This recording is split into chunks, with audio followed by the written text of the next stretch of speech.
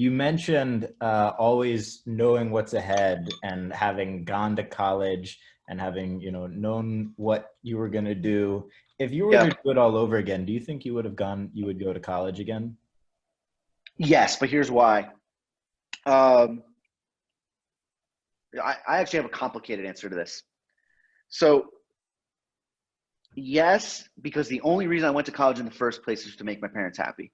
The backstory of my family is pretty well documented, but my parents fled Russia during their collegiate years. My mom was a fantastic student, had Gary when she was young, left Russia, let her education go by the wayside. So, neither of my parents graduated from college. And I think it was that cliche immigrant dream of like, you come to America, make a life for yourself, and enable your kids to go to college, right? And so it was more emotional than practical for me to go to college. Got it. But at the same token, I don't regret it for a couple of reasons. One, I was and am extremely fortunate that my parents did so well for themselves that part of our conversation when I was like, hey, I really don't want to go to college was they paid for it. If I had to pay, if back in 2005 and it was like go to college, and if I had to pay for college, I would have not went.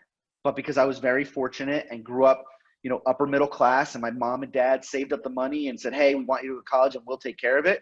That made the decision easier to go. So I was very, very fortunate. Most people do not have that type of luxury. So there's that. And then the other reason I don't regret the experience, one, I met my wife there. So that's great. That That obviously you matters can, a whole of lot. course. That shapes my future. But independent of that, it helped me grow up in a way. Like being, I was only in Boston compared to New Jersey, but having those 400 something miles of distance really helped me become more independent and grow up quite a bit. And it made me acclimate into new environments that weren't comfortable. So that was awesome. I think now, if you're an 18-year-old kid and you're not as lucky as I am, and you have to pay for your own college and you're entrepreneurial, what I would say you should do from 18 to 22 is I think you can replicate that experience, just move to a new city and try to get a job rather than going into debt. But if you're 18 to 22, I do not recommend staying in your comfort zone and staying at home. Of course, to save up money, great. But if you can get a job and you can afford to kind of, scrape by and live on your own accord, I think the maturation of being outside your comfort zone, outside of your familiarity and your network is a really good thing for your maturation process.